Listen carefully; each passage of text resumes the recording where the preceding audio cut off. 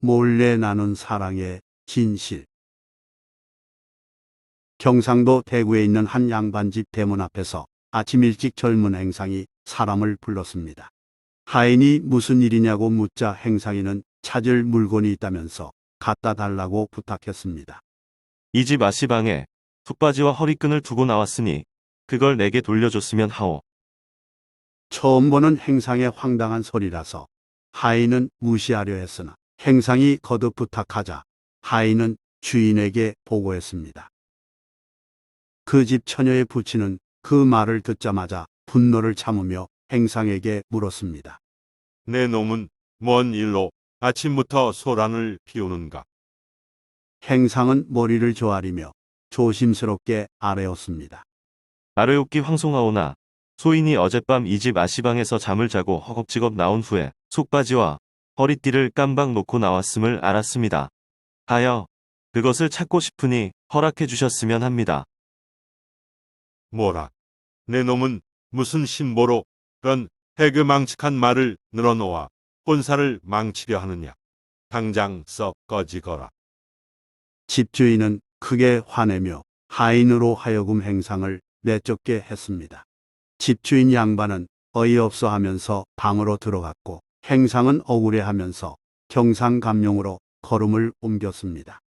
마침 그날은 관아에 별다른 송사가 없었기에 청년 행상은 곧바로 감사에게 하소연할 수 있었습니다.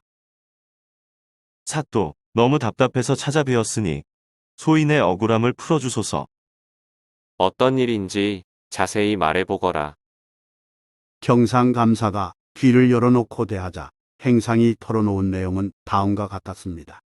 행상은 여러 곳을 떠돌면서 장사하던 중 얼마 전에 대구로 들어와 동네 골목을 돌아다니면서 물건을 사라고 외쳤습니다.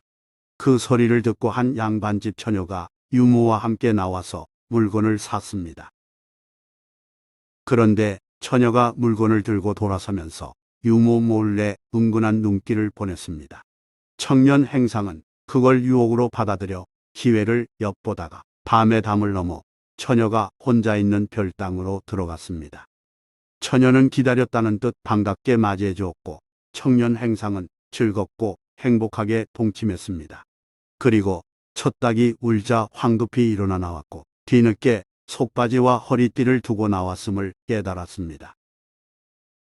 행상이는 잠시 갈등하다가 아무래도 참는 게 좋겠다 싶어서 그 집에 다시 갔다가 하인이 믿지 않아서 주인을 만나 호되게 야단 맞았다고 설명했습니다. 너의 말이 진실이렸다. 놀라운 말에 감사가 확인하듯 질문하자 행상은 감히 답했습니다. 사또께서 믿기지 않으시면 직접 확인해 보시고 속히 소인의 속바지와 허리띠를 찾게 해주소서. 사또는 즉시 사령을 불러 지시했습니다. 너는 지금 모처로 가서 그 집주인에게 이리로 오라 전하라. 사령이 양반 집으로 가는 동안 사또는 행상을 다른 곳에서 기다리게 했습니다. 잠시 후 사령과 함께 감룡에 들어선 그 집 주인은 감사에게 인사드린 후 무슨 일로 찾으셨냐고 물었습니다. 내가 부득이 확인할 게 있어서 불렀으니 사실대로 말해주길 바라오. 어젯밤과 오늘 아침 그 집에 무슨 일 없었소? 처녀 부친은 짧게 탄식하고 말했습니다. 최근 딸의 혼사를 정해놓고 시집 보낼 준비에 여념이 없습니다.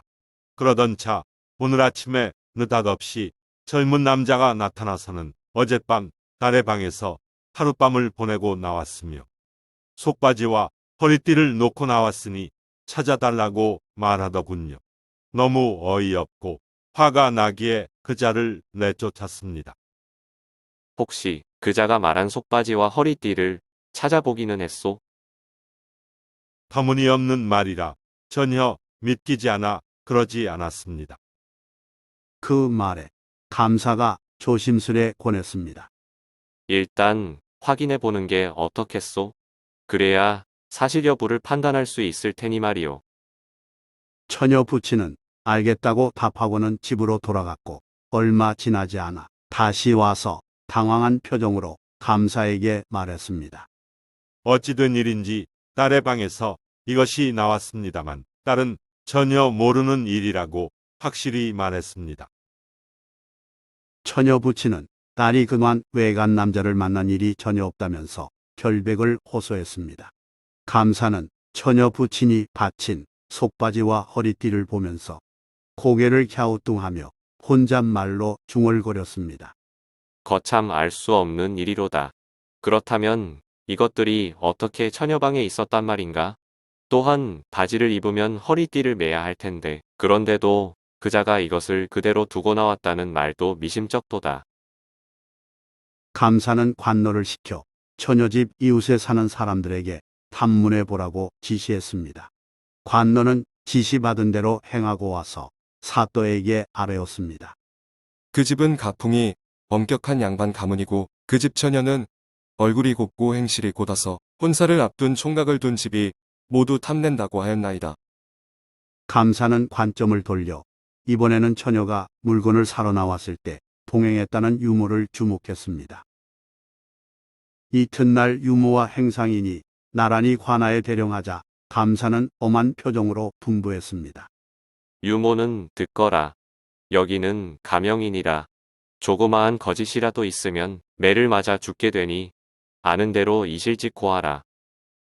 감사의 호령에 유모는 벌벌 떨면서 사실을 밝혔습니다. 며칠 전 유모가 사랑채에서 일하고 있을 때 행상이 와서 자기가 아씨를 흠모해 상사병이 났다면서 부탁해 왔다고 토로했습니다. 무엇을 청탁했다는 말이냐? 자기가 죽을 지경에 이르렀으니 속바지와 허리띠를 아시방에 넣어달라고 말했나이다. 많은 돈을 주면서 그래야 자기가 살 수 있다고 하기에 돈도 돈이지만 사람 하나 살리는 셈치고 그것을 받아 새벽에 아시방에 넣어둔 일 이외에는 더는 아는 것이 없습니다. 뜻밖의 진실이 드러나자 감사는 행상을 형틀에 올려매고 엄히 추궁했습니다. 너는 언제 어디에서 이 집 처녀를 알았으며 무엇 때문에 유모를 매수했는지 소상히 아뢰거라. 행상은 사색이 된 얼굴로 그제야 잘못을 빌었습니다. 사또, 죽을 죄를 지었나이다. 소인이 물건을 팔러 다니던 중 그 집 대문이 열려 있어서 안을 기웃거리다가 그 집 처녀를 보았습니다. 유모와 말하는 처녀 모습이 너무 아름다워 그만 마음을 뺏겼으며 상사병이 생겼습니다. 행상은 처녀를 잊으려 했으나 그럴수록 더욱 머리에 떠올라 보고 싶어졌고 그래서 며칠 동안 그 집 주위를 맴돌며 안을 살폈습니다. 그러다 급기야 사랑채로 나온 유모를 불러 사정을 얘기하고 간절히 부탁했다고 자백했습니다. 유모가 망설이기에 돈을 많이 줬고 죽게 생겼노라 강조했다고 하자 감사가 행상에게 물었습니다. 알만하구나. 그렇다면 어쩔 심산이었는지 말해보거라. 그렇게 해놓고 소인이 아침에 찾아가서 처녀방에 속바지와 허리띠를 두고 갔다고 말하면 그 집에서 부정한 짓을 했다면서 처녀를 내쫓으리라 예상했사옵니다. 그러면 소인이 처녀를 데리고 가서 아내로 삼아 한평생 잘해주려고 마음먹었사옵니다. 옳거니. 하지만 처녀 부친이 오히려 너를 꾸짖으며 내쫓으니 당장 가명으로 달려와 무고를 했단 말이겼다. 못나고 어리석은 놈. 너희는 아무 잘못 없는 처녀의 인생을 망치려 한 죄인이로다. 만약 그 흉계대로 진행됐다면 처녀 인생은 어찌 되고 부모는 어떠했겠느냐? 전모를 파악한 감사는 행상과 유모에게 매를 치게 했고 두 사람은 장독이 올라 죽었습니다. 이렇게 해서 처녀의 결백이 밝혀졌지만 이 일이 알려지자 처녀와 혼양 맺은 집에서 파혼을 통보해 왔습니다. 그 소식을 접한 감사는 정원했던 총각을 불러 말했습니다. 흉흉한 말은 그저 소문일 뿐이며 그 처녀는 참으로 정숙하다네. 자네가 아니면 그 처녀는 시집까지 못하게 됐으니 파혼을 거두게. 예정대로 혼례식을 치르면 내가 비용을 모두 대주겠네. 그래도 총각은 거절했습니다. 그러자 감사는 처녀의 억울함을 강조하며 여러 차례 강권했고 마침내 총각의 답변을 얻어냈으며 친히 퇴일까지 하고 약속한 대로 모든 혼례 비용을 대주면서 혼인을 성사시켰습니다. 이 일을 지켜보던 마을 사람들은 하나같이 감사의 처사를 크게 칭송했습니다. 이 일화의 주인공 사또는 조선 숙종 때 문신 2세제입니다. 그는 숙종 20년 알성문과에 급제한 후 여러 요직을 거쳤고 지방관으로 나갔을 때 많은 치적을 올려 임금이 중용하려 했습니다. 그런데 형조 참판으로 재직하던 중 1706년 58세 나이에 죽었습니다. 이에 숙종은 매우 애석해했습니다. 좋아요 및 구독은 영상 제작에 큰 힘이 됩니다. 고맙습니다.